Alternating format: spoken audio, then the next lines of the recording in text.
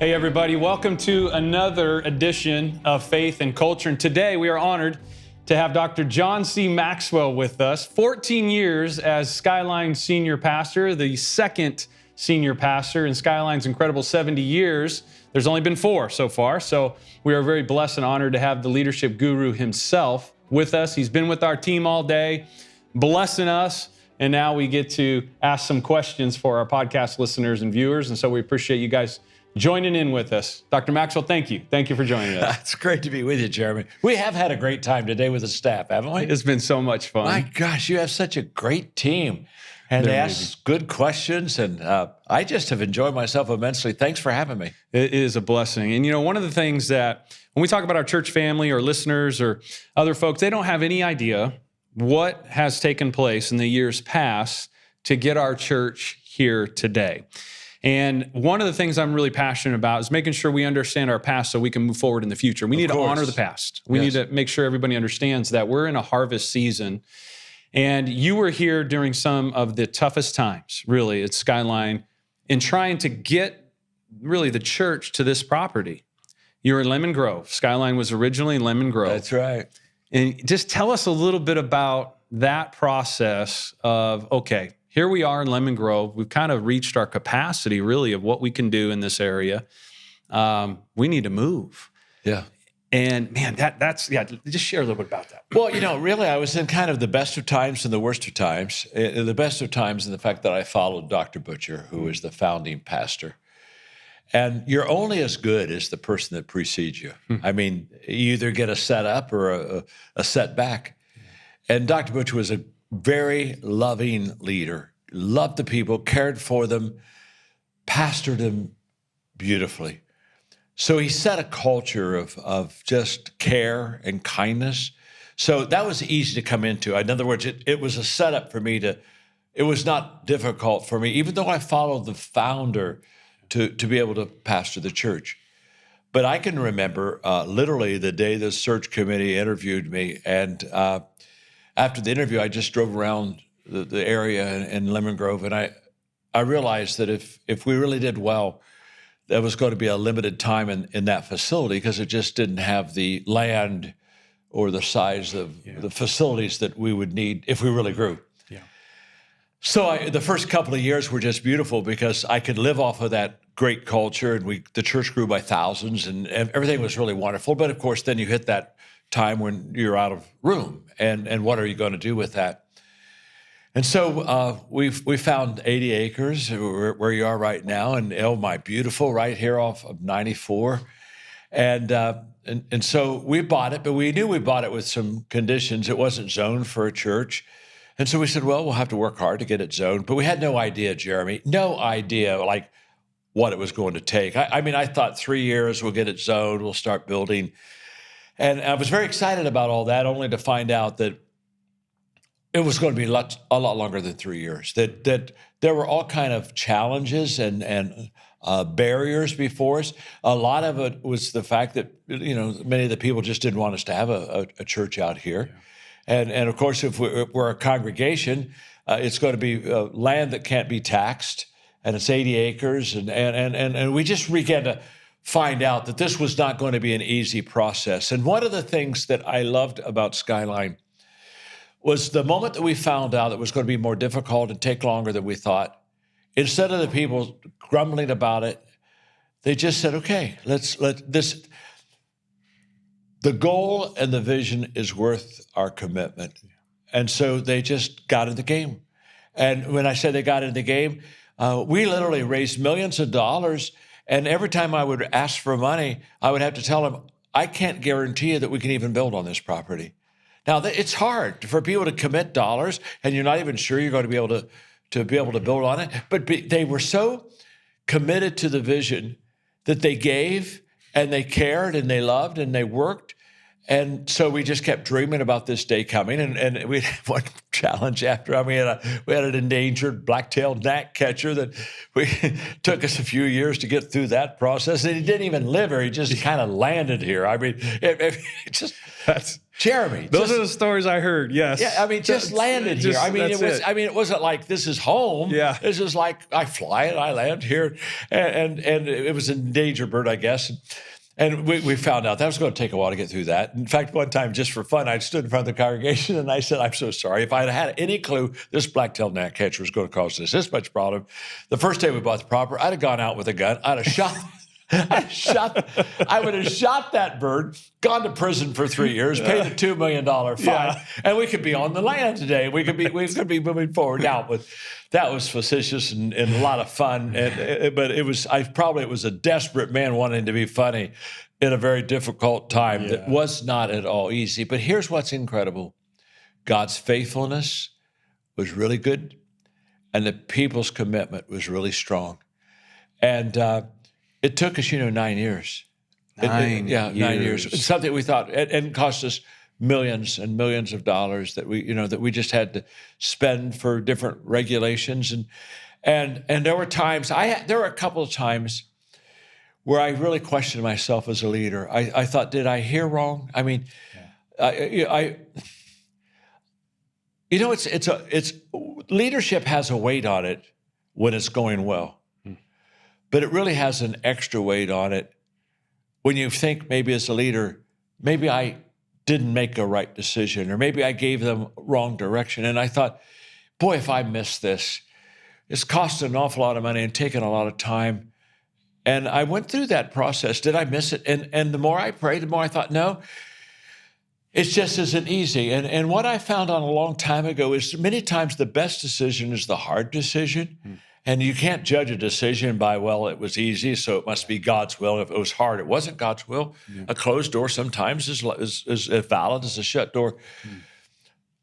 What I love was the patience of the people with me. Yeah. They were just kind. They followed me. They stayed with me, and they paid the price.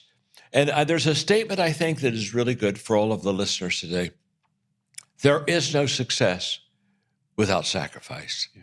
So if you have success and you didn't sacrifice, it's because somebody before you sacrificed. And if you sacrifice and don't see success, it's because somebody behind you will see that success. That's good. Yeah. And we just bought that. And we said, okay, we're going to pay the price, and there's going to be a day we're going to get that land. There's going to be a day that Jeremy is going to come, and he's going to lead this church and take it to heights that it couldn't go. Because here's what I know. If we would have stayed where we were, the church didn't have a great future as far as growth and impact upon the community. So we had to do the hard thing so that we could enjoy the good things. And what is rewarding to me is to watch you now and what's happening, Jeremy, to watch your leadership and watch how the people love your leadership, and to watch the growth of the church and the people that are receiving Christ and the impact and influence you're having on the church. Now, for the guy who kind of carried some of that weight and paid some of that sacrificial price, I look at you and I say, I am so glad. I'm so glad I stayed to the game plan. I'm so glad that we didn't quit. And now your fruit, honestly, is my fruit too. Yes. I mean, you're the one guy that's doing it, obviously. But I look and say, no, I got some change in that game. And that really makes that makes it very gratifying to see what we dreamed about now coming to pass. One more quick thing, and that is, I was coming down 94 Sunday before I was to preach to the church, and I used to come down 94 and I just look at the hill, the mountain, and there was nothing on it. And I'd say, there's someday there'll be a church there. Someday there'll be a church. And when I came over the other day, and I came over that little rise, and I could see, here's the beautiful church on the mountain. And then I see Skyline. I mean, you can't miss it, by the way. You did a good job on it. You can't miss it. I'm telling you. Yep. You said, if we're going to put the name up there, let's put the name up there. And I saw Skyline, and I can't tell you how I felt so fulfilled as a leader to say, okay, what I dreamed about, I now see. And so thanks to you and thanks to the people at Skyline that they finished it off. And now look at you. You're now primed and prepared for the greatest days in the history of the 70-year-old history of the church. It's something else. Congratulations. Well, thank you. And that's part of, having you here is certainly a huge blessing. And we, as a church and as a staff, we talk about it. 1 Corinthians 6 is true. Some people have to till that hard soil. Yes. Some people, they plant the seed, and some others water. And Paul said, but God makes it grow. And, we get to harvest. Yeah. We're in a harvest season, but we can't forget about folks like you that went before us and did really a lot of hard work to allow us to be in a season like this. And that's what God keeps bringing to my mind is just, hey, remember, there's been a lot of hard work getting to this point, and we need to honor those that have gone before us. I think you're right, Chairman. I think it's also just for all the people that are a part of the podcast, I think it's also true for them to understand that's true in their life. Yeah. That you go through very difficult seasons, and they're not easy. But you have to understand, you have to go through them because the harvest is on the other side. And if how many times do we see people stop and they never reap the reward that is theirs because they got out of the game?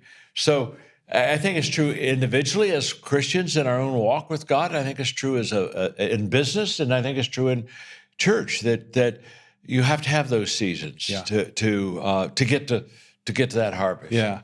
Now, why did the choice for this particular spot? What was the process in that and choosing? We're going to go on this mountain. You didn't know there was blue granite on that mountain. Or Indian burial or grounds. Indian shards. Or a black-tailed net. No idea. What was coming up on the mountain? Walking by faith and a little stupidity kind of gets you going, I guess. Well, really, it was the only piece of ground in East County that had the size that we really needed. I said, if we're going to go relocate, let's relocate. I mean, let's get into something that's got to have some potential. And so when we saw this land, even though we knew it would be a challenge to get it zoned, we said, this is land that we can build on. This gives the church a future. And I think in leadership, you always make decisions, not again based upon what's easy, but based on what's best. Yeah. And we felt this was the best piece of property in East County for the future of the church, and so we said, let's go for it. Wow. Was there other properties available that you looked at, or was it just this was the one? There were a couple others, but they weren't as good as this. They weren't as big as this. They weren't positioned as well as this one. I mean, this is positioned. I mean, it's easy access. I mean, just take the freeway and and away you go. And one of the things that's at Lemon Grove is it wasn't easy access. And in fact, I used to tell my congregation, I used to say, if I wasn't the pastor of this church, I don't even think I'd come here. It's because it's just not easy. We don't have very much room, and we're not in a good area. But I'm here because I'm pastor. I guess I got to show up. But I said, let's not do that in the next place. Let's get a place that people can be proud of, that you can build something beautiful on, and that can be visual to the community. Yeah. And this is very visual to the community. I mean, if you travel the freeway, you know where Skyline Church is. You see it. What were some of those other challenges? We had the black gnat catcher. We had some of the Indian shards. Some property had to be mitigated. Whatever, there's 125 acres that ended up being here that the church had to purchase another 125 out in the middle of nowhere to mitigate land in San Diego. So, oh my God, you had some battles early on. Jeremy, you just, all of a sudden nightmares are coming. All of a sudden I'm saying, oh PTSD. My gosh, I knew it was tough, but now, it was tougher than I even remembered now. After a while, you kind of think, it wasn't really that bad, but when it really was that bad. Let me say that when you think of challenges, I think in good times, it's difficult to build something great. I mean, if it wasn't difficult to build something great, everybody would go build something great. So I think in good times, it's still hard. But I think in difficult times, it's harder. It's just like I said, life is kind of tough, but COVID was tougher. Yeah. And so sometimes the mountain is this way, but I think it can go very high. And here's what I know. Lessons that we learned were the faithfulness of God, and how the work he begins in you, he'll complete. things that we learned, such as the fact that we had a mission that was worth the effort and the energy and the price that we had to pay. This wasn't for us. This was for a community. This was for the privilege of having the opportunity to change lives. And the lessons that it brought us together closer. I've said this, my greatest leadership at Skyline didn't show up because when we already were out of room, our growth wasn't great in those last few years. We were just trying to buy land, zone land, and we were so busy doing that, we didn't really get to see the growth at the end that we saw in the very beginning, because it was easy growth in the beginning, and now we're. But what I do say is, I think some of my best leadership was in those days because the people trusted me, and believed me, and bought into a vision that wasn't easy. And I think that we grew closer to God. I know we grew closer to each other in that process. And I think probably today, you put the DNA in an organization that even though people weren't there, it becomes theirs when they become a part of that organization. And I think that there is, in the DNA of Skyline, because of Pastor Butcher, the founder, I think there's a great loving environment that's conducive for people to be cared for. But I think there's also a great pay the price environment that we have created, that even though the people who are enjoying the benefits weren't there, they still have that DNA. Because can I tell you something? There'll be another price you have to pay. There's never such a thing as it all got good happily ever after. It gets good, and then you have another challenge. But when you come up to the next challenge, guess what you have? You have the stories of people that have already overcome. Mm-hmm. You can now point back and say, if they did it, we can do it. And they are us, and we are them, and so we will do it. So I think that we allow the congregation to not only look forward to these incredible days of growth that you're having right now, but look forward to the fact that when the next great challenge comes, they'll meet it too, which will allow them to go to a whole new level. The only way that you have breakthroughs is you've got to break through something. Breakthroughs aren't given to you. You had to break through a barrier, a problem. And so once you do it and you're successful, it's easier the second time because you've already done it. Yeah. And I think that's I think that's the gift that my generation is giving your generation. You guys, you were at Lemon Grove, but then you started to have services in East County over here. Yes. You had the Performing Arts Center. Middle school. Yeah. I mean, talk about a little bit of that, because the church had to stay together. And when you're, hey, we're going to go over there, but we're here. Well, like I say, if I wasn't the pastor, I wouldn't be going to the church. So while we literally, because we didn't have satellite, didn't have the technology back then, and so we had a congregation out, and I would preach at Skyline, jump in a car, have a driver race me out to, El Cajon Convention Center. I would literally get out of the car, walk right up on stage, and I would start preaching because they've just finished the worship, only to get done and go right back to Skyline. And it was, so that in itself was a real challenge. And yet so beautifully, Sunday when I was meeting the people, I had several people come to me and say, I want you to know I was saved at El Cajon at the Convention Center. Oh, wow. Which again, if you didn't go out there and do that extra building and that extra facility and an extra different place, you don't reach those people for Christ. And what I think we all have to learn is the fact that we're not making these changes just to be different. We're making these changes to make a difference. And the difference is the fact that if we don't do the things that we have to do, it's not only not going to be done, but there are many, many lives that are just never going to find God. And that's the ultimate. So you do the right thing and you get return that is beyond anything that you can imagine. I mean, now that I'm walking your campus and I'm seeing what you've done here in your leadership and your staff, and Jeremy, everything we paid for and all the price is totally worth it. I'm getting rewarded. This is like return week. You know what I'm saying? I'm walking around and I'm saying, yeah, we did it. We did it. And now you continue that legacy for us, and that's a beautiful thing. It's an honor. It's an honor. It's like I said, you guys went before us, and I'm so glad that you're enjoying it. Yeah. That's important. Yeah. 9 years of trying to get over here. I think about how many times it could have quit. Could have quit. Just, that's enough. Sure. But I think about the resiliency one of your leadership, but also the resiliency of the church, as you talked about earlier. Totally. Incredible. That, like you said, the DNA, it's still here. This church is so resilient, so giving, so loving, and it's a powerful testimony through all of that. But you talked about that length of time, keeping everybody moving in that direction. That's not easy. No, it isn't. And that's where people, I would think, would want to leave and want to start falling off the church. But you kept it together and to keep that mission in front of the church because of the massive importance of lives that needed to be changed. Yeah, and you know what's beautiful? Well, first of all, when you were talking about we could have quit, we could have, but I've never known anybody that ever quit their way to the top.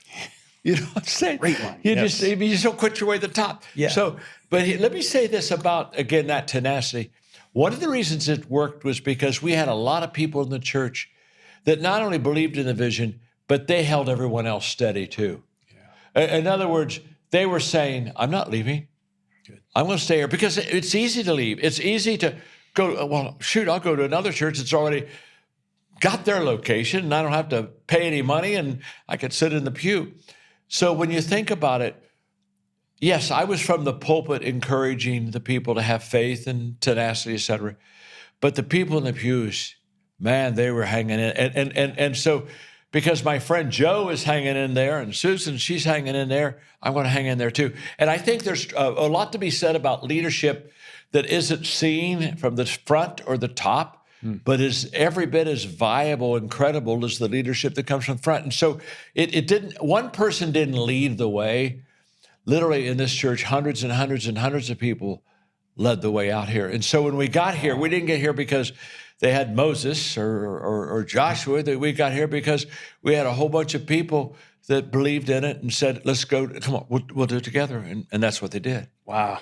So what year, out of your 14 years at Skyline, at what point, what year did you start feeling the leadership thing is starting to really take off? And I'm going to have to really consider this as something I'm going to do outside the church initially. Yeah, well, in fairness, okay, I don't even know, Jeremy, if you know this story, but on the 4th of July of 1976, 200th birthday of America, when you think about that, next year we'll have 250 years. Okay, so on the 200th birthday of America, I'm a kid in my still 20s.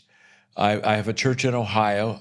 Gosh, I have 5,000 people I'm speaking to now. I'm talking about 1976. That's a lot of people. And in the middle of my message on the 4th of July, 1976, in the middle of my message, God spoke to me very clearly and said, you're going to spend your life training and developing leaders. And I had never given it any thought. I love leadership, but I never thought about it. And it wasn't about my message at all. I wasn't even teaching on leadership. In fact, on the way home afterwards, I told Margaret, I said, God talked to me today. She said, well, what did he say? And I said, he told me I was going to spend my life training leaders. She said, whoa. She said, well, what are you going to do about that? I said, nothing. If that was God, he's going to open doors for me. And I'm going to walk through them every time, very obediently. That next week, I had 2 calls from totally unrelated church groups. And both of them looked at me and said, you're building this incredible church, and we know that you're a good leader. Could you teach us leadership? And I said yes to those 2 doors, and I've never said no again. I mean, the doors have opened, and where I am today. I couldn't do a goal-setting seminar with integrity because what I thought when God said I would train leaders and what's happened to me in my lifetime, it's so far beyond anything that I could have ever thought or imagined. And so I'm very grateful. But I knew at that time that I would always be doing leadership. And so even when I came to Skyline and sat down with the search committee and felt that this was the place to come, I always felt that I was a pastor, but I had a mission of training leaders that was beyond pastoring. And so even while I was here, I would do leadership conferences, and I started writing books on leadership and loved pastoring, but also felt that I had this other ministry. Little did I know that ministry would grow to the extent that it did. I never thought it would, but I always felt that I thought maybe I'll be a pastor all my life, but I know this. I'm going to be doing leadership for sure all my life. And you started, though, was it in the church, training the leaders in the church? Totally. And that's how it kind of blossomed? Jeremy, the first Sunday I was here at Skyline, now I followed Dr. Butcher, who is a great man, but he was a founding pastor, and founding pastors, they just touch everything. They're the founding pastor. Everything's their baby. Yeah. And I remember when I was coming down and Pastor Butcher was showing me the Sunday school, and he was taking me in every Sunday school class. Every Sunday school class, I'm going to the Sunday school class. And I did about 5 or 6. I said, Pastor, okay, I got the Sunday school classes down. But now why was he doing that? Because he loved everything, because he touched everything, he built everything. He was the founder, he was the father. He should love it to that passion. But I remember realizing that I was going to have to train and equip the people. And my first Sunday, I stood up and said, now let me explain something to you about my job and your job. I said, I'm the equipper. I'm to equip the saints to do the work of the ministry. And you're the saints. So you really pay me to get you to work. And I said, I'm going to find out what your spiritual gifts are, and you're going to start using them for ministry. The next Sunday, I didn't preach. I gave the spiritual gift test out to everybody that was there, and they took the sermon time, filled them out, put their names on it. We got them, we put them in categories, based spiritual gifts on ministry, and then basically said, if you're going to be a member of the church, you have to have a ministry in the church, and that's how we started training and equipping people, and it just took off. The church just absolutely took off, but it was growing now because of what the people were doing, much more than what I was doing. I was equipping them. Yeah. And so that became the DNA. By the time I left Skyline, we had 700 people doing one-on-one discipleship. We had 150 people sharing their faith every week in a consistent kind of outreach work and ministry. We had 500 people doing pastoral care, hospital shut-in care, just doing kind of that kind of work. And then we had another, maybe 250 that were involved in prayer ministry and so we just helped find their gifts and equipped them. And then the church really grew, but it grew because the lay people were doing the ministry, not because of me. But what was the flashpoint of, okay, this is happening in the church and I'm seeing success in equipping these people? When was the crossover becoming a realization like, hey, the secular world needs this too? Totally. And I'm starting to see that I'm getting a little momentum here. Yeah. But I'm a pastor. And I was getting momentum, and I really wasn't trying to get momentum. I was just trying to help people. But the catalyst was when I was with my publisher in Nashville, and they had done some research on my books. My books were really starting to sell well, and I couldn't quite figure out, really, I thought, the books are doing really well. I wonder what's happening. So they did research, and they came back in a publishing meeting with me. They said, John, 2/3 of your books are being read by the business secular community. They're not even being bought in Christian bookstores. They're being bought in secular bookstores. And I remember looking, I said, you're kidding. I was shocked. I was surprised. But the moment they said that to me, I knew God spoke to me. I mean, definitely spoke to me and said, John, cross over. If I'm going to give you favor in your writing with that community, I want you to cross over. And that becomes your ministry and your mission field. So I knew that day that my time was going to be limited pastoring. And I came back for a couple of years because we were still raising money. There's a proper time to leave. And so I got it in what I considered to be decent shape. And then I resigned and immediately crossed over to the business secular world. And, everything I knew for 25 years as a pastor, I gave it up. I started at 48. I started from scratch again and said, okay, well, let's see if we can do it now in a total different environment. And the writings of Apostle Paul really helped me because Paul was such a great crossover person himself. Yeah. And in that passage where he talks about the fact that he became all things to all men that he might be able to win some. And he entered their world so he could see things from their perspective. And what God said is, you got to enter their world, live in a lost world, and see things as lost people see things, not as you as a Christian see things. And that's what I did. And I entered that world, and it was life-changing to me. But you talk about an uphill climb, it was uphill. I mean, I was out of my league. I understood leadership, and I even understood how to teach leadership, but now I'm teaching it to the business community, And so now, I don't tell Bible stories. I don't get to use scripture verses. And that bothered me. In fact, I thought, man, I got to use scripture. How do I do this? And God helped me. He really helped me. He said, John, teach the principles of the Bible. Let me talk to people through the principles of the Bible. And so I understood that I needed to connect with them, and to connect with them, I had to be in their world. And so God gave me wisdom, and I started learning how to do it. It took a while, but I learned how to do it. And I could never forget the moment. I can still remember after about 3 years, and I was teaching a large business conference, and they were just devouring what I said. And I thought to myself, they didn't ask me when I spoke this time to not talk about religion because I was a pastor. Now I'm safe to them.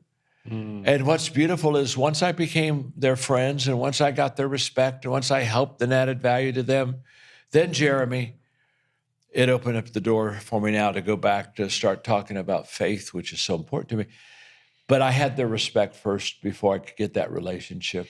And so that's the way it worked. Built the trust up over time. That's right. Built the trust up over time. And that was an easy transition from pastor to leader. I'm being sarcastic. Oh, my. You took some heat. So if you want to share some of that. Well, let me just say I took heat honestly from the Christian community. Right. In fairness to them, I was an odd duck. I was doing something they hadn't seen done.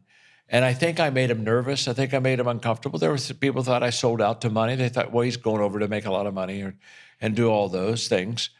And so it was hard on me. I didn't expect it. I think maybe, I think sometimes it's hard on us because we're surprised. And I kind of thought they'd all encourage me. By the way, the church at Skyline was very encouraging to me. So in the body here, I felt great. I think that was a naiveness too. I was feeling such great support from the congregation that I pastored. I just thought everybody else would kind of say, go for it, John, go win the lost. And they were asking me things like, why did you leave the ministry? And I think, surely they don't think that this is the only ministry a person can, and so I went from getting discouraged to surprised to totally disgusted. And all those emotions were coming through, and at the same time, I'm trying to learn and cross over, and I thought I really could have some use of support here. What's interesting is the secular community were so receptive to me coming over. I mean, they were just beautiful, and so I kind of gained my strength from lost people who I was going to go over and try to share my faith with. But I went anyway. I was a pioneer, and pioneers know that when they go into territory where no one else has been, they know that they're going to be misunderstood, and they know that they're going to be shot at. You're just going to take some hits. Let me also say to the Christian community, as I began to win people to Christ, and as it began to turn beautifully, they came back around, and they've been very good to me. They've embraced me greatly now, but in the beginning, it was like I was the Lone Ranger in that process. And there's a lesson, I think, in leadership that tells you that leadership's not always easy, and leadership is often misunderstood, but we lead because that's what our calling is. I never one time thought about stopping, quitting. I never questioned the calling. I knew why, and I think that's important because I knew what I was called to do, that it was easier to stay the course. But I'm so glad I did because now, because I've crossed over, look at all the other people that are being able to cross over and really reach the world for Christ, because we're winning a lot of people to Christ right now, literally millions. And people say, well, how do you win that many people to Christ? Well, you got to be around lost people. And what the church has got to understand, Jeremy, and you understand this well, and I'm so proud of you. I'm so proud of you. But you understand this really well. You got to go to lost, you got to hang with lost people.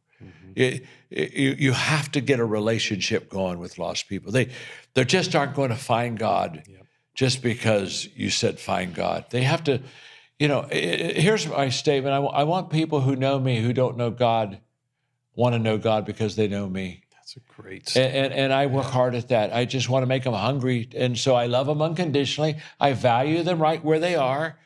And I go slow with them, care for them.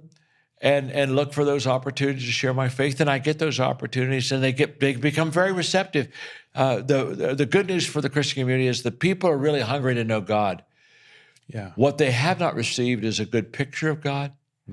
And, if I don't have a good picture of God, why would I want to know him?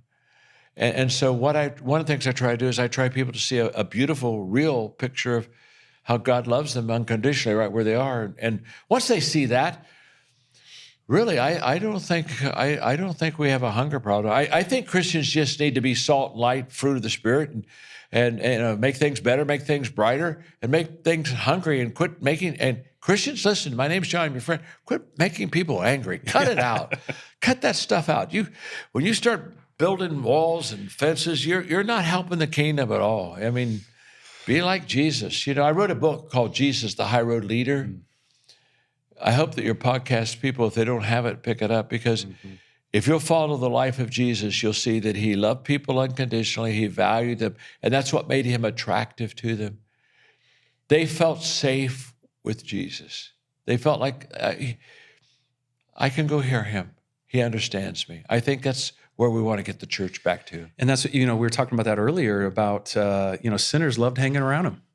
Right? Oh, totally. They loved hanging around Jesus. It was the religious ones. The religious people, they're the ones who were totally ticked by it. They're sitting there and saying, what are you eating with those people? And, and what's Jesus say? Honestly, I'm a doctor. Doctors go to sick people. I'm a shepherd. I go look for lost sheep. And, if you follow the footprints of Jesus in the Gospels, you'll just find that he valued everyone and cared for them and loved them unconditionally. And that's what attracted them to him. And that's what I have a longing for that to be the same for Christians. Wouldn't it be wonderful if our Christian witness would be in such that we attract people? Because I live in the lost world, sometimes I'll ask people what they think of Christians. Seldom, maybe 1 out of 100 times, they'll talk about love. Yeah. Seldom do they talk about love. And that's, we've lost our way. We've lost it. Because if I told Christians, most people, the only church they're ever going to see is you. Yeah. They're not going to see the church we attend. And if you're appetizing to them and kind to them, they're gonna want to know your God. But why would I want to know your God when you're mean and bitter and nasty? I don't think so. So I think no thanks. But what's exciting me today is I've never been more excited about the Great Commission and the fact that people are going to find God. But if they're going to find God, we as the church need to get to where the people are and love them like they need to be loved. You can't correct people to Jesus. You got to connect people to Jesus. You were kind of the way I'm seeing it a little bit. You're in the fort, if you will, of a church. And you went out as a pioneer. You went into the battlefield. Yeah. You said, I'm going. You didn't really have an example, though. Did you? You were a pioneer. You didn't have someone you said, look, this was a pastor. Now they're out there. No. So that's a huge risk. No, there were a couple of guys. Bob Beal was a secular person. And I met him. He wasn't a pastor, but he crossed over tremendously. And so I learned from him a lot. Okay. And so, but no, I didn't know anybody that was like a pastor that was doing it or seeing it. And so, but what's beautiful is if God calls you, God will show you and help you. And I really was hungry to learn. And every day I'd just say, I don't know how to do this. You're going to show me how to do this. But the Apostle Paul was a great encouragement to me. Paul really crossed over well. And I thought, okay, let me follow how he did it. And I tried to do it there too.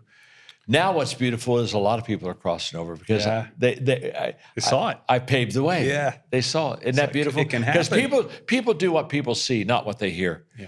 And so I was able to hopefully show a few people how to do it. Who were some mentors for you as you're doing that? Who were some people that were encouraging you? Because now you're leaving this church environment, kind of this Christian world. You're going into the secular world. It's easy for people to peel back and say, I'm not going to be around John. And what's going on with this? Yeah. But you had some people in your life that were very key. I really did, and I'm very grateful. John Wooden, the great coach at UCLA, was a wonderful Christian. And, of course, he was in the secular world, the sports world. but I felt that he was such a great example of Christ-likeness, and he taught me a lot.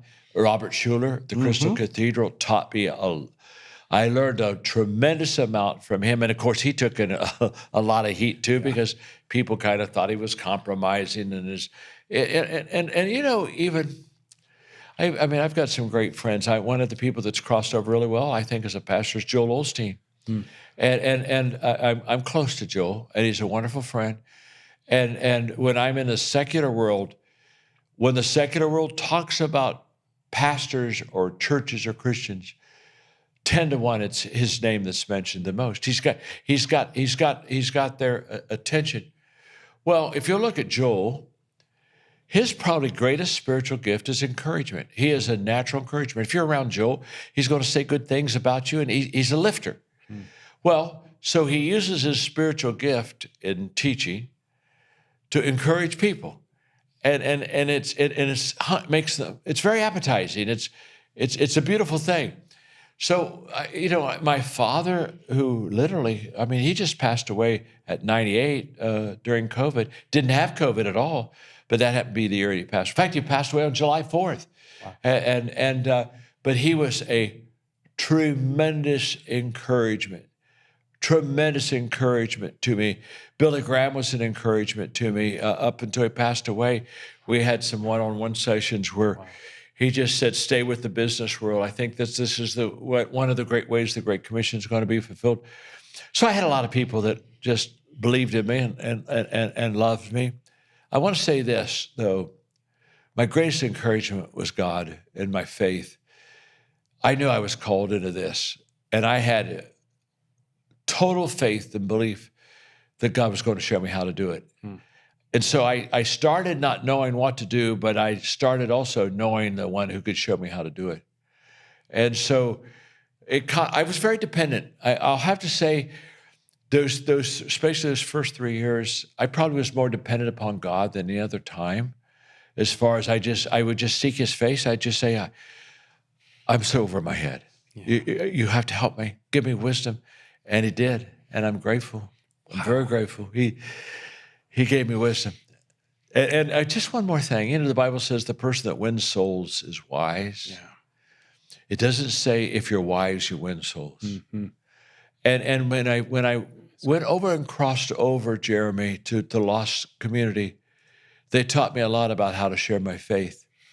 I learned a lot from them as far as how to approach them, how to not offend them, and in the same sense, speak truth and light into their life, and how to appreciate them where they were and not feel that they had to be converted immediately, that I had to let the Holy Spirit work on them and have time with them.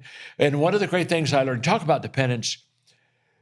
I mean, when I was a pastor, everything's going for you when you're a pastor. You got the worship team, and oh my gosh, by the time you preach, I mean, sometimes worship's so good you could go say hickory dickory dock and 7 people would get saved. You know what I'm saying? Because you got everything, and everybody's rooting for you. They got their Bibles, and everybody's cheering you on. And I mean, it's just a beautiful thing. I remember when I went to Australia right after I crossed over, and I spoke for a company. It was a direct marketing company. And I asked them if I could do a Sunday morning volunteer service for anybody that would just like for me to share my faith. And they said yes. So I got all excited. So on the Saturday, they allowed me. I said, you know, and of course, I guess the service was at 6:30 on Sunday morning, because at 8 o'clock they started. So I had to do before. So I said, but tomorrow morning at 6:30, I want to share my faith. I'd love for you to come. And if you've enjoyed today, this will kind of give you a little bit of my faith and my secret, perhaps of my real success, And the next morning, I remember walking over to the convention center, and I was so discouraged. The evil one was all over me. He said, do you really think anybody's going to come at 6:30 to hear you do this? And so by the time I was there, I was kind of low. And then I looked out, and there were probably 500 people there. And I thought, oh my, what an opportunity. And then I got real sad. Of the 500 people that were there, at least 300 to 400 of them were drunk. They were just out of it. I mean, you could just look out, and then my heart broke because of their lostness and just how sad it was to me. And then I remember I'm getting ready to walk out on this stage, I don't have a worship band. I don't have anybody praying for me before I go in. I'm just going to go out and talk to 500 lost people. I'm not even sure half of them are going to understand what I'm saying. And I just said, God, just help me and sober them up. Can you do two things at once? And if you can't help me, just sober them up. At least do that for me. And I went out and I shared my faith that morning with them. And I gave an invitation. I think probably 300 probably received Christ that day. And I was so greatly encouraged. But here's what I want you to know. When you don't have all the props that people have in the church, and you're out there as naked as can be, totally vulnerable, and you say, God, help me, and he helps you, you know God helped you. Yeah. You didn't work it up. You didn't build it up. You didn't kind of make it conducive. Yeah. And then I watched God work in people's lives, and all of a sudden they lean in. And I say, Holy Spirit, only you can do that. And so it's some of the greatest things I've ever seen God do in my life. I really have seen him do outside of church in that lost world that I live. And it makes me very, very, very confident that of God's ability to help me when we need to share faith. I think when you share your faith, God helps you more than any other time. Because that's what his son died for. And I think it pleases him. I know God doesn't have favorites, but I think I'm one of his favorites. I just do. And I don't mean that wrong, because that sounds terrible, and I probably shouldn't even have said it. But but he knows that every day I'm trying to get people in the kingdom.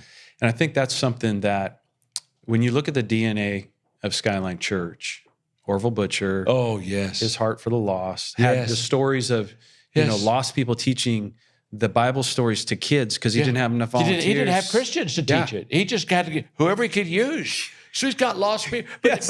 But lost people are still telling the good news. They're learning the story themselves. They're getting saved as they teach. You know what I'm saying? But it's still the good news. What people have to understand is the good news is the good news. Yes. And he'll use all kinds of people to get it up. But you're right. And remember, the cross was always lit. On Sunday behind the baptism, the people come in and they look at the cross, and if it was lit, it meant somebody received Christ that week. And I love that cross now is in your church. Yes. And it's up, and people can walk in and they see the cross lit up. And I look at that and I said, 70 years ago, a man started in this community to be salt and light. 70 years later, here you are. You got the same cross. The light is on. Light's on. You got to think of Pastor Butcher in heaven now, really rejoicing, saying, oh, I started that church. Look what's happening now to that congregation and to that community. I think you make heaven happy when you lead somebody to the Lord, but I think Pastor Butcher's pretty excited himself. That's really good. As he would be and should be.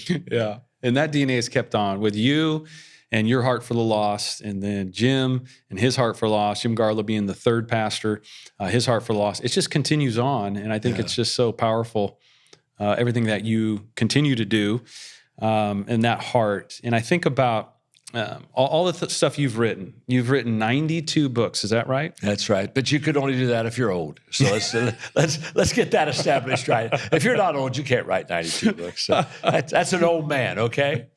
And you look at your impact on people in terms of, okay, maybe you use leadership, but at the end of the day, your heart is that they would know the Lord. Oh, totally. Eventually. Talk a little about that. What would it profit me if I trade leaders that didn't find God? Yeah. I don't mean this wrong. A lost leader goes to hell just like a lost follower. Yeah.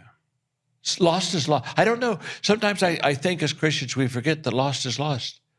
And so there is no benefit in me adding value to people if I don't use that as a platform to share my faith. Yeah. And so I do begin with the end in mind. I know every time I speak at a conference, I pray and I say, God, I'm going to go out and I'm going to teach secular leadership stuff right now. But you can do a work beyond that. You can help. And you know what? Can I share one thing? Yeah. This is so exciting because again, when you win souls, you get wisdom. Mm-hmm. So I'm talking in these secular settings, of which I would never violate the people that brought me in and go in and share my faith in that setting. They didn't pay me to share my faith. They paid me to help them with their business. So I have a teaching that that is entitled basically, If I Could Spend One Day with You. And I talk about the fact that if I could spend one day with you, there are 6 things I would make sure I talk to you about, because they're the 6 essentials you need in your life. And then I look at the crowd and I said, and so today I'm going to give 5 of them to you. And immediately say, when I go to give 5 of them to you, they're all looking, and sometimes they'll say, wait, I thought you said there were 6. I said, well, there are 6, but you're going to give us 5. Yeah, I'm going to give you 5. Well, why don't you give us the 6th one? And I tell them, well, it's about my faith. And I wasn't brought here for that reason. And I wouldn't violate you, and certainly wouldn't do something that you didn't want to hear. I said, I would only share my faith with you if we were one-on-one, or if I would never, in this setting, I would never do it. And so then I teach, but I said, 5's good. Let's go with 5. Let's just do 5. And I teach the 5. And I teach the 5. At the end of the day, and 100% of the time, somebody say, is there any way we can get the 6th one? And I say, yeah, there is a way. Just take a business card and just put God on it and hand it to me. And then I'll call you on the phone. And I'll share with you how to know your faith. Jeremy, my iPhone has dozens and dozens of people that I call every day, weekly. I call them on, and I lead them to Christ. And I don't violate the people that brought me there. And now I just did a real estate conference in Charleston, and there were 37 of them that gave me the God card. And I thought, man, I mean, it's just a lot. It takes a lot of time to get around. And all of a sudden it hit me. And so now what I've started doing is I've started doing virtuals with them. And I just say, you gave me your card, and on this day at this time, here's the link. And if you want to do, and the other day I shared my faith with, oh my gosh, it was 67 people. And about, I don't know, 38 or 39 of them received Christ. So now I even kind of do it like in a group. But see, how did I know how to do that? I was willing to go out and engage and enter their world, and then God gave me the wisdom. See, why would God give me wisdom on how to share my faith if I wasn't sharing my faith? Yeah. See, I think God can trust me. Yeah. And I think when he can trust you, he'll send people to you. So people say, well, how do you get these opportunities? Well, I think he can trust me. Yeah. If you share your faith, he'll say, I'm going to send some more people to you. So even today, you can see how this is working. And it's just, it's delightful. And again, nothing is more fun for me to be leaving a conference and having somebody running up to me and say, wait a minute, I didn't get my card in. I didn't get my card in. And they're running to give me the God card. That's how hungry people are to know God. And once we present him correctly, we need to present him correctly. We need to live the fruit of the Spirit in our own life, and we need to help them see the right picture of God. Once we do that, it's amazing how many people, they really want to know God. They just haven't had a good picture of him. And over the years, you've been everywhere. You've mentored world leaders, sports figures that everybody would know if you said a few names. And overall, all these years of your career in leadership, have you seen this shift, hunger for God, a revival, totally. If you will, totally. Kind of breaking out? More now than ever. Yeah. We were in the best. And most of that comes from COVID. Yeah. COVID changed everybody. And it changed the way we lived. Yeah. And sadly is once the COVID came in, and when people have time on their hands, and COVID gave people a lot of time on their hands, what's sad is most people, they don't make their life better. More time on their hands, they kind of go kind of down. And so what happens is they got what was almost ideal. They could about do anything they want to do and have time on their hands, and they aren't fulfilled. And they come out of COVID with fear and anxiety and questions. And so when people are talking to me, and they'll talk about being fearful, and I'll say, man, I wish you had my faith. And they'll say, why? I said, well, if you had my faith, you wouldn't have that fear. Yeah. How in the world does that happen? Well, it's my relationship with God. it's a terrific opportunity to share. So what happens is, out of a desperate world, out of a hungry world, comes a world that is receptive for God. And I think one of the mistakes we've made as Christians is we want life to be easy. You know, I did a paper when I was in seminary on church history, and it was entitled "How Persecution Helped the Church." Mm-hmm. And during the darkest times is when people come to God the most. And so when you think of COVID, what we just gone through, this is a very good time to open up and share with people your faith. So I think, really, I'm more encouraged today than I have ever been in my 78 years, as far as thinking that we're getting close to renewal, revival, evangelism, and awakening. Yeah. And I that's exciting. But I don't think that awakening will happen until the church understands that they have got to get to the lost world. Yeah. We've got to get out of our country club church mindset a little bit and understand that we got to get to where they are. Totally. Now, you're a Ohio State guy. Hey, watch it now. Yeah, and I'm a big Notre Dame guy. Oh. Yeah, I'm a big fan of the Irish football. Now, they squared off in a national championship game that we won't talk about right now, but or the other two losses. Like I said, we're not going to get into all that. Really, we're not going to. Notre Dame has for 3 straight years lost to us. Hey, and the first two. That second one, it was the last play of the game that Ohio State won. Yeah. So I mean, the first two could go.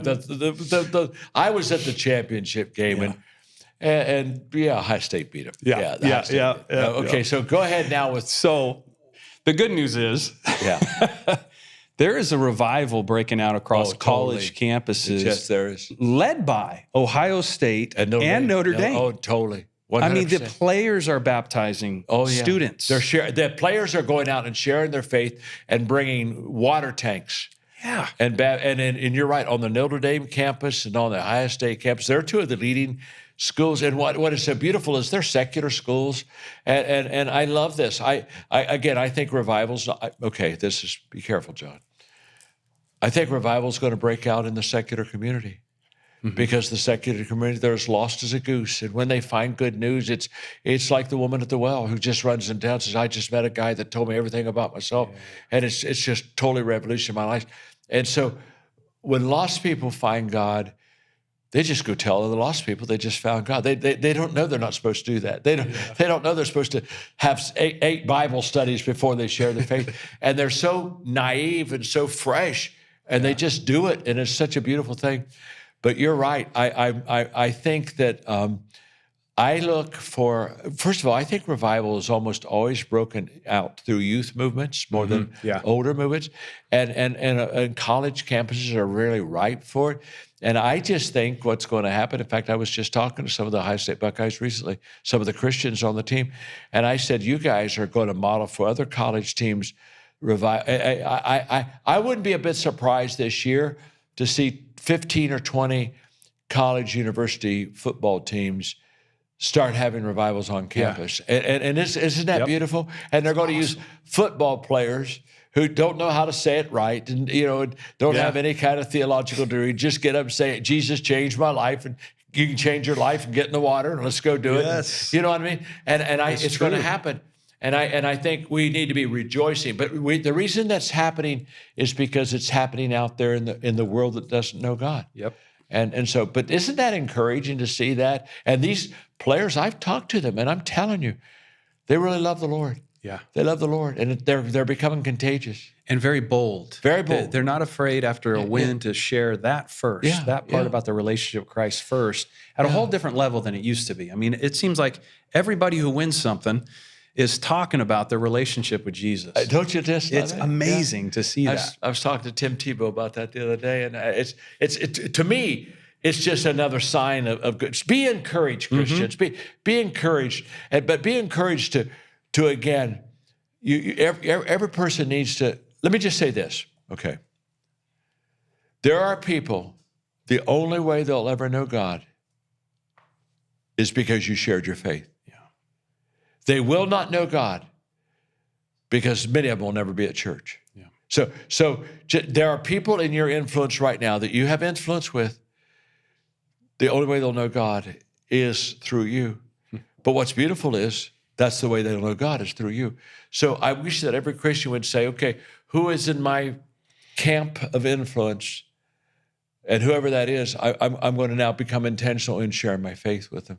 I think that in itself is going to bring terrific renewal too.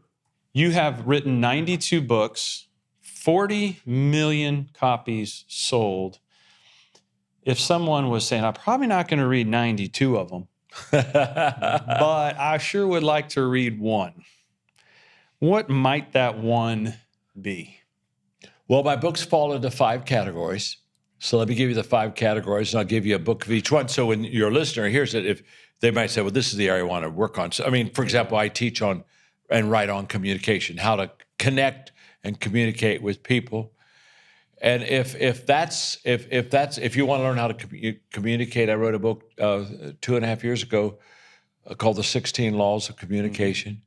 And it's just a great basic book on how do you learn to communicate, connect with people. Leadership-wise is what I'm known for, and in leadership, the best-selling leadership book ever written is my book, The 21 Irrefutable Laws of Leadership. And that's just kind of a foundation for learning how to lead. But when people ask me really which book they should read in leadership, I don't really give them that one. I tell them I think the first book they should read is Developing the Leader Within You. Because in that book, there are 10 things that you just need to learn how to do. If you can do it, you'll be a good leader. And it's kind of like, how do you develop yourself as a leader? In the equipping and developing people kind of part that I write on how do you equip and develop people, I wrote a book called The 17 Laws of Teamwork. And it's just a terrific equipping teamwork book on what are the laws I need to know to help develop a team. On attitude, how we think, oh my gosh, I think without question, I think the book I would recommend is How Successful People Think. In that book, I identify 11 thinking qualities of people that are successful that unsuccessful people don't engage in. And so it's kind of like, if you want to be successful, if you'll think in these 11 areas. And then on relationships, which is the 5th area I talk about, probably my book, I wrote a book a few years ago called Winning with People.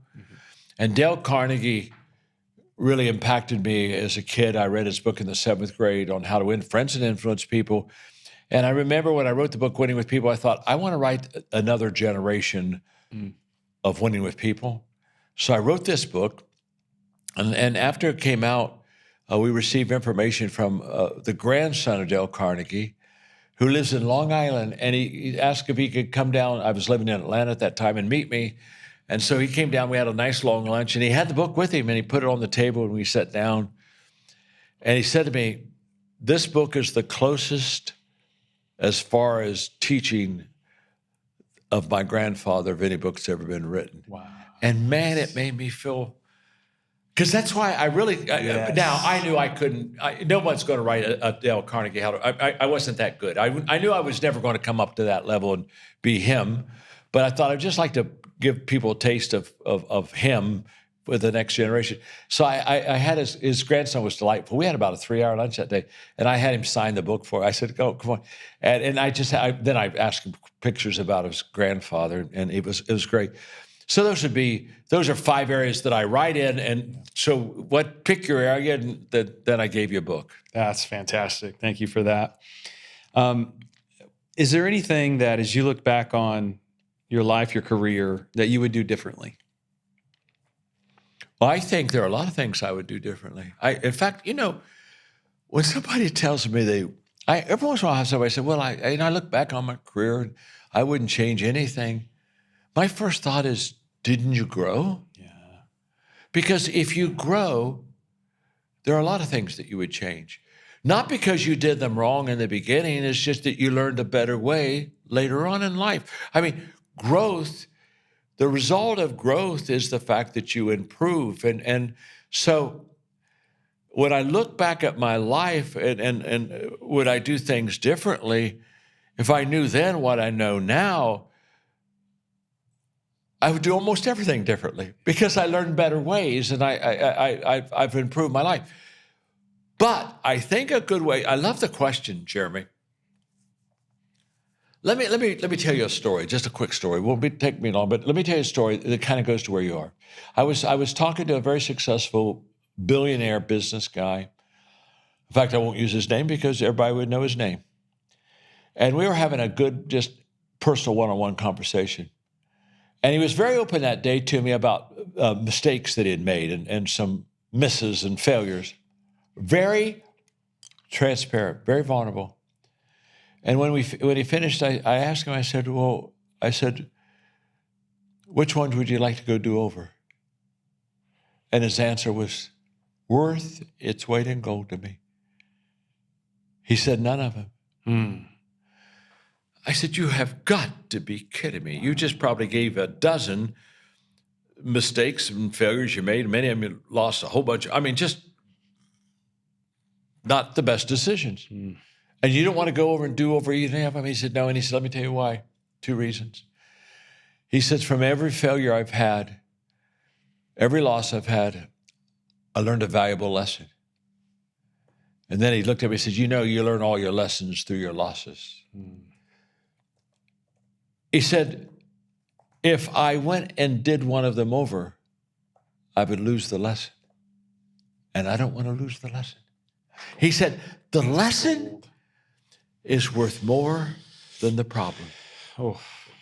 So I choose not to do them over. Not because I did it right, not because it could be done better, but because I learned the lesson. So I'm not going to give up lessons for do-overs. And then he said, the second thing, it developed character in my life because it's out of adversity that you have to get back up and become resilient and go at it again. He said, my character was developed in those losses. I'm not going to give up my character, and I'm not going to give up my lessons by doing a do-over. Wow. And so when isn't that beautiful? That's beautiful. I'm just sitting there and I'm thinking, that man just deposited gold in my heart, and I appreciate it. Well, so when yes, I would say that if I really knew then what I know now, probably 80% of things I would do differently just because I found out a better way. Yeah. But it's like a guy one time, Jeremy, at a conference, came up to me and he said, I wish I could have heard you 20 years ago. And I smiled and I said, no, you don't. And he looked at me and said, what do you mean? I said, no, you don't really wish you could have heard me 20 years ago. No. He said, you don't understand. I wish I could have heard you 20 years ago and I'm having fun with you. I said, no, you really don't. And he's so puzzled. He can't quite figure out where I'm coming from. So he thought, I better explain it to him. He said, let me explain something to you. He said, if I would have heard 20 years ago what I heard today, it would have changed my life. I said, if you had heard me 20 years ago, you wouldn't have heard what you heard today. It's awesome. I didn't know it 20 years ago. Yeah. Do you think I came out of my mother's womb with the 21 irrefutable laws of leadership? You see, growth means change, and change means you would do a lot of things better than you did or improve or do differently. So when people say, probably 80% of the things I would do different, but I didn't know them back then. And I think what's important is the fact that we just do the best that we can do. I know John Wooden looked at me one time when he's talking about his players, and he said, all I ask of every game is give me your best. If you lose and you truly gave me your best, I'm fulfilled as a coach. Because he said, my job is to bring the best out of them, not the win out of them. Oh. He said the win is automatic if you get the best.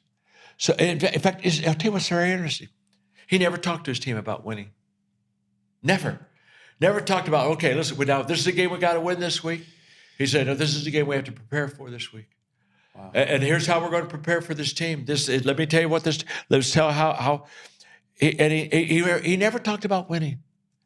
He just talked about being prepared and doing your best. And he said, John, if I get the best, the win is an afterthought. It's automatic.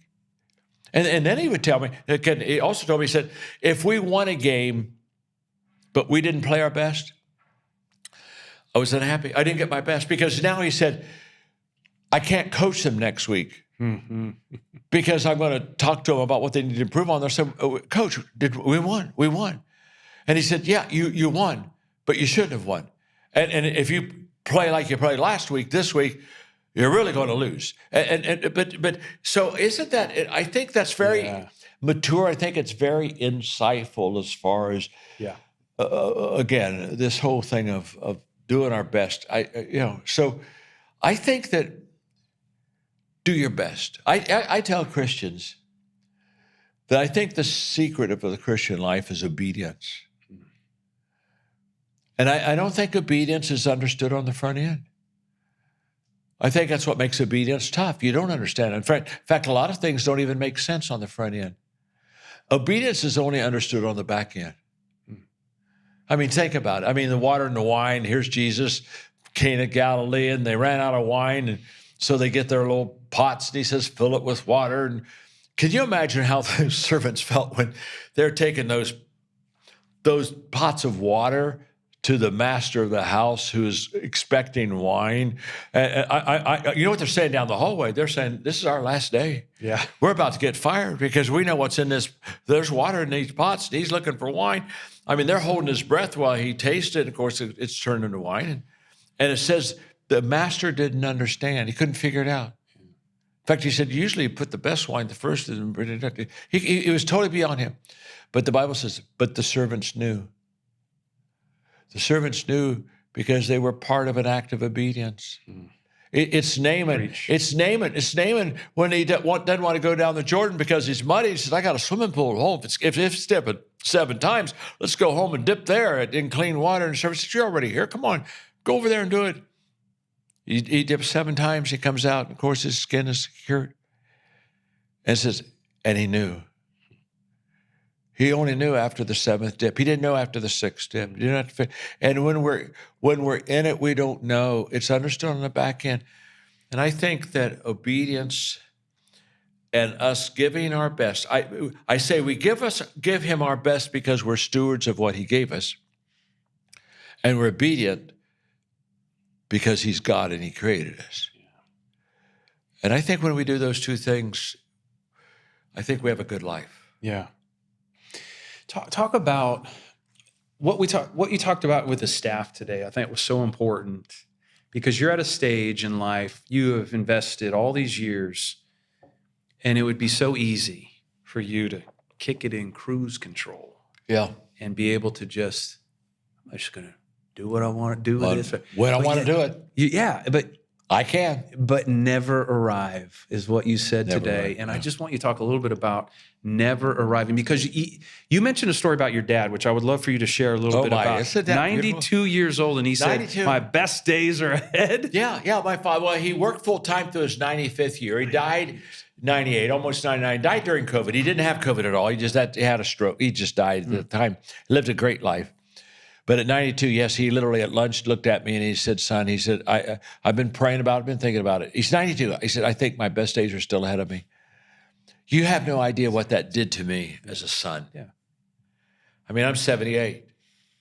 And I looked at my father and I thought, here's a man who has never yet felt that he's arrived. Here's a man who has never yet felt like he's accomplished everything there's to accomplish. And I talked to the staff about self-imposed finish lines. You know, people say, well, you know, when I get so much money or whatever, I'm going to retire or quit. And by the way, I'm not anti-retirement, so I don't want anybody to get upset over that. That isn't my point. But here's what I know. If you and I have any self-imposed finish line, when we cross it, we're finished. And I'm going to describe what I call sad now. People with still potential, and it's unused because they said they crossed their finish line. That's extremely sad to me. I don't personally think there is a finish line. I'm still learning. I'm still growing. I'm still asking questions. I'm still curious. I'm still wanting to improve and finding that there's a lot to yet improve. And I just think it's a healthy way to live. Here's the statement I have, and this will kind of grab you. When you can afford to quit, you can't afford to quit. By the way, Jeremy, I can afford to quit. Yeah. I don't have to work another day of my life. I literally, I'm blessed. I literally can do any day pretty much anything I really want to do. And so people say, well, then why are you still writing books and still why are you still speaking and still why are you? I mean, I've got the largest coaching company in the world.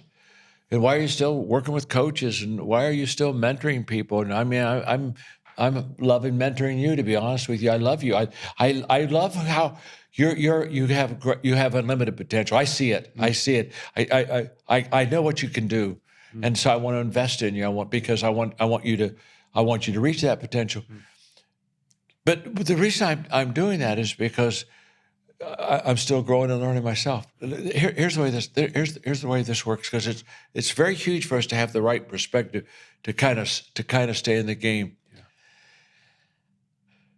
The longer you live a good, successful life, consistency compounds. It compounds, and the longer you live a good life, the more fruitful it becomes. In the beginning, it's hard. You know, what I always said in the beginning is, in the beginning, I was really better than people thought I was. You know, there were times when I was a young leader and I liked to raise my hand. I said, I know I didn't do that very well, but I'm really better than that. Trust me, you didn't. That one didn't come out like I thought, and I want to tell people when I was young, I'm really a little bit better than I'm looking right now, because I felt it was. Maybe it was, but I felt it was. But I'm going to flip that. I can tell you right now, today, oh my gosh, I'm not near as good as people think I am. I'm not. But it's the compounding of consistency and the fruit. And yeah. I've been sowing and sowing. I mean, there's Johnny's apple seed. I'm Johnny's spiritual seed. I mean, I'm just sowing. And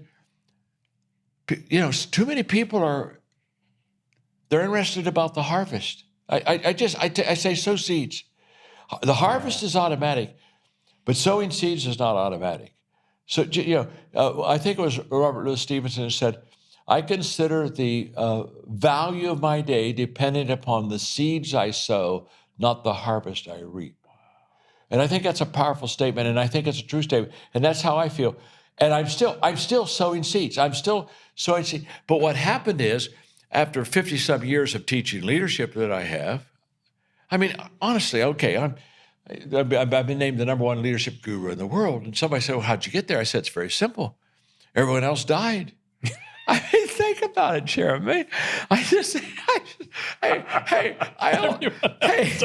outlasted them all. At one time, I was probably number 15. I don't know what my number was, but they died. They keep dying. Another one bit the dust. Oh, here we go. Here comes and one day, I go to a funeral, and all of a sudden, I say, I'm last man standing. Here we go. And so, but we're having fun with it. But there's a lot of truth in it. There's a lot of truth in the fact that you stay in the game, and the longer you stay in the game, I mean, LeBron James, can I tell you something? Every game he plays, he sets a record. Yeah. You know why he sets a record? He's been playing basketball longer than anybody's ever been playing basketball. Yeah. Every day he does something that no one else has ever done. In the first day, you do nothing that somebody else did. Everybody else has done it. There are millions of people that have done it. And so you're just one of millions, and there's one day you're one of a million. Yep. And so I think that the big miss is for people who can afford to quit, and then they quit. And see what happens if I quit now. I'm 78, but let's just say I say, all right, I'm done. I'm just going to eat, drink, and be married. Just take it easy. I don't know what my loss was because I stopped.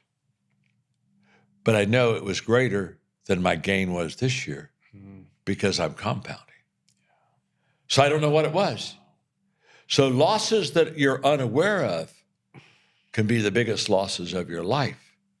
And if you stop too soon, everything from that point on, my brother, who's very successful, very good business guy. In fact, he came out to San Diego. I was pastoring here at that time, and he came out and he said, I think I'm going to retire, Johnny, because he'd already had millions of dollars. He had only needed plus.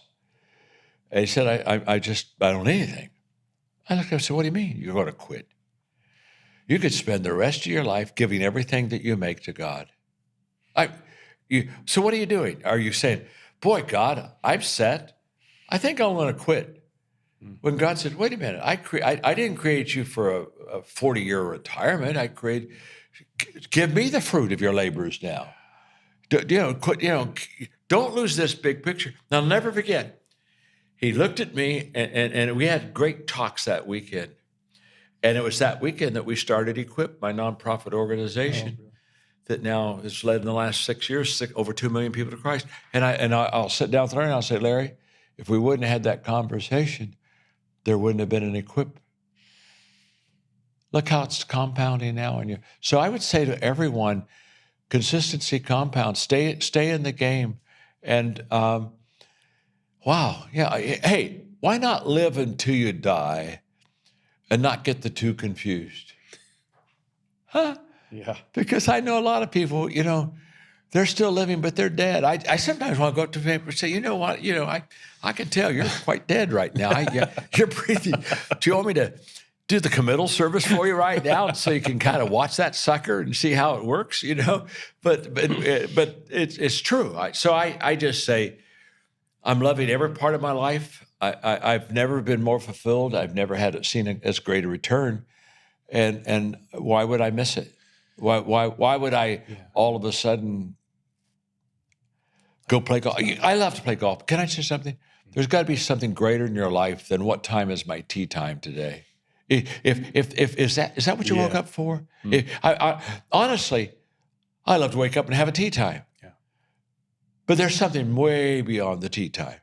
And when we miss that, it's just, I think, when we talk about steward gifts, we talk about managing them. I want to talk about stewarding gifts over the long run.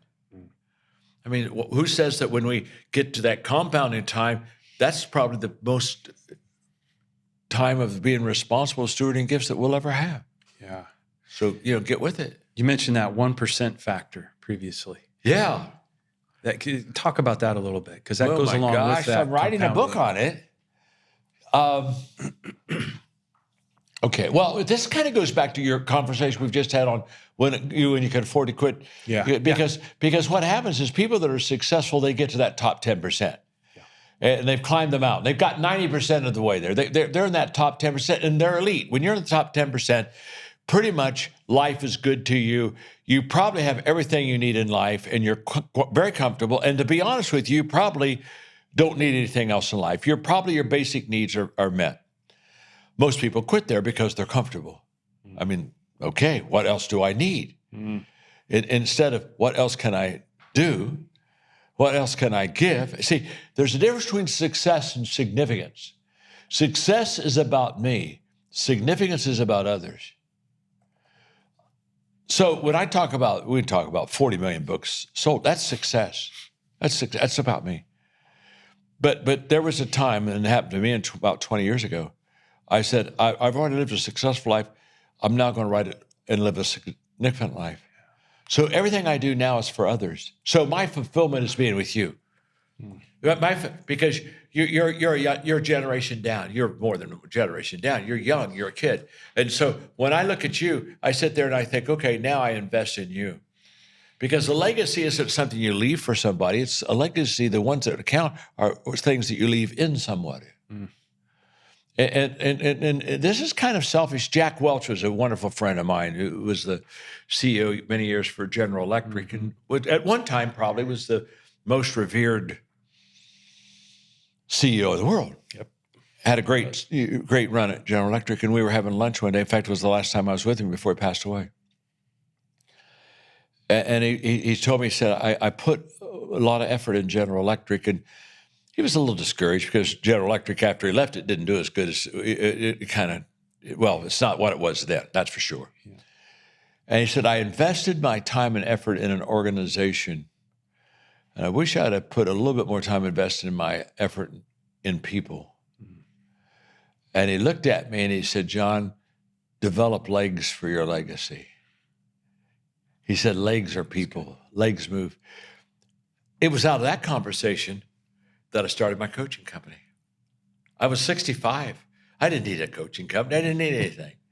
I said, let's get a coaching company. Let's go get, now 70,000 coaches later in 172 countries. We're the largest coaching company in the world. But but I got legs to my legacy. Yeah. So here's what's beautiful. This is as selfish as me. Me spending time with you is so selfish of me. I'm surprised I don't get spiritually reprimanded by God. Because watch this. I'll tell you how selfish I am. As long as you live, I'll never die. That's good.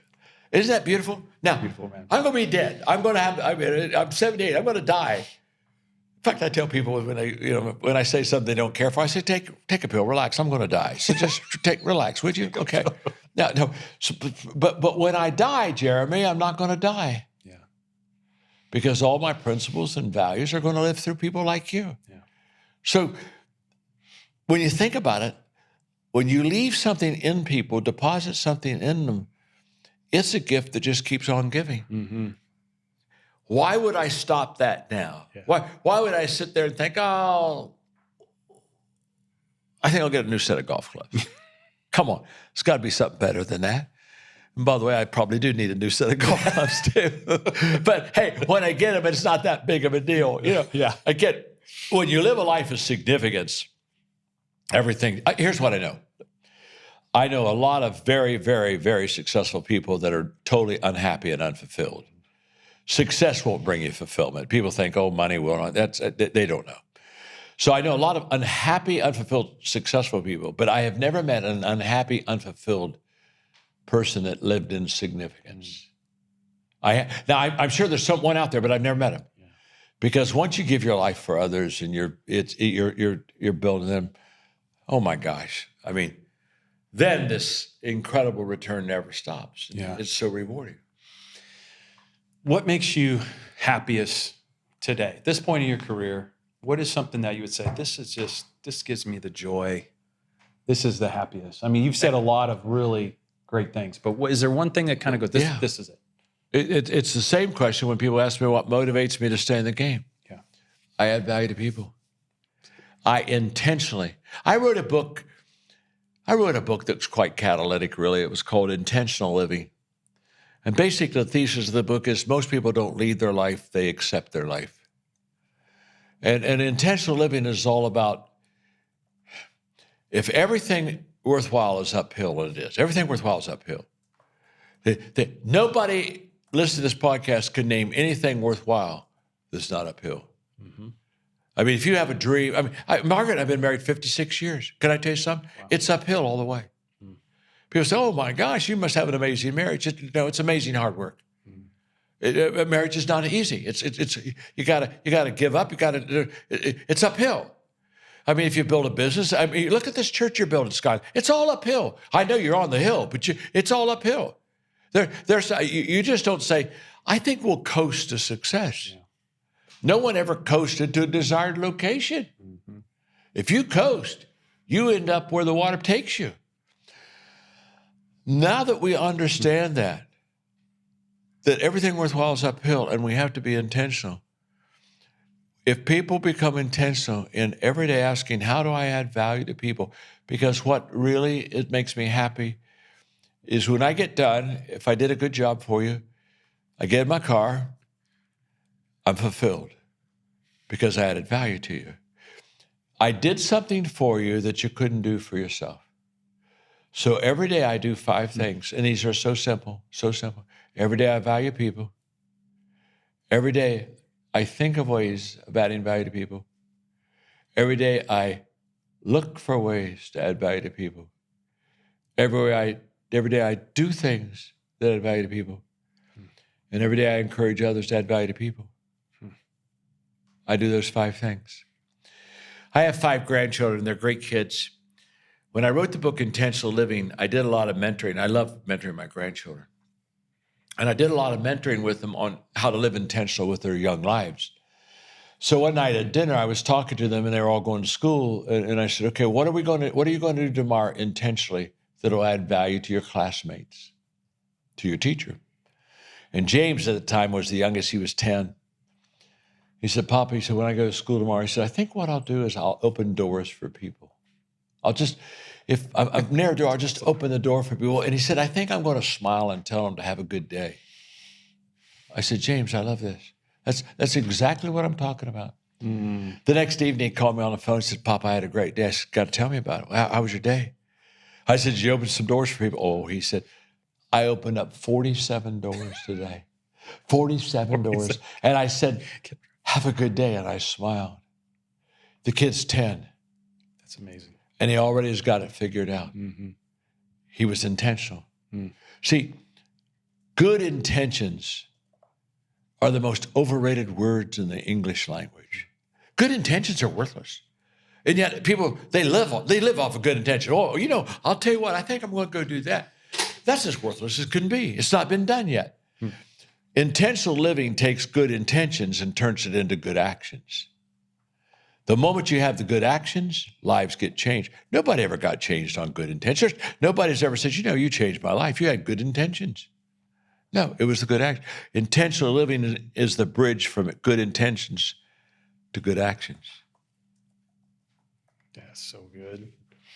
What is something that people wouldn't know about you that might be like, oh, really? I would have never thought about that. Well, I could talk you a whole bunch of negative stuff. Well, first of all, I love experiences, and I played ball in high school and college. So this would disappoint everyone. I'm a trash talker. I just am. I tell you, I'm a trash talker. It's this culture. I just am. And I know it's just not Jesus-like at all. It's terrible. It's terrible, but I just have something. I just love to have fun with people. Yes. And I'd add, what's so fun about our team, we trash talk all of it. I mean, in fact, I tell people, if you can't take it and you can't give it, you won't be on this team very long, because our love expression is, I'm going to trash talk you. Yeah. And what's the other day we were playing golf, and we were on the first hole, and I was already trash talking to the other guys. And a guy in my cart, he said, man, you trash talk fast and quickly. I said, of course I do. I said, I don't want my game to show up. I got to get distracted. Hey, my words are much more powerful than 3 holes later when I get 2 bogeys. You know what I'm saying? Hey, the trash talking kind of, when you're not any good, you can't. I said, right now. So I just trash talk on the front end, get as much of it as I possibly can, get in their head. Now, isn't that fun? But that would be one of my many besetting sins. I have a great friend that's a phenomenal spiritual leader and great leader in Chris Hodges. I tell people all the time. I introduced him recently, and I said, I know you think he's a great man. He's built a great church and all that stuff. But I said, when he's on the golf course, he's not like Jesus at all. I said, in fact, you don't see Jesus in him at one bit. He has no Jesus on the golf course. And I just went after him. He was dying. And the people play golf with him are howling because I'm exactly right. But so when people say, if you didn't actually play golf with me or something, you don't know I'm a trash talker. I think most people don't know that I used to give piano lessons. I played the piano. Really? I don't play piano at all anymore, and don't and shouldn't, because I wasn't that good anyway when I did it. But I played a little piano and gave piano lessons when I was in college. Kind of helped pay the poor kids. I should find them and give them their money back. I should, because I wasn't that good. I really shouldn't be teaching piano, but I'm a desperate kid at school and I need some money, so I'm giving piano lessons. But so there's a bunch of stuff that they don't know about it. But when it gets into the dirt, I got all kind of dirt there that no into it. Anyway, Thank you for that. Great podcast. I love being with you. Thank you for being with us. And, when we talk about faith and culture, folks, John Maxwell epitomizes that. Someone who has a lot of faith went into the culture, which is our mandate. Go into the culture. Reach those lost people. So we thank John Maxwell for being with us. God bless you guys. And we'll see you next time on Faith and Culture.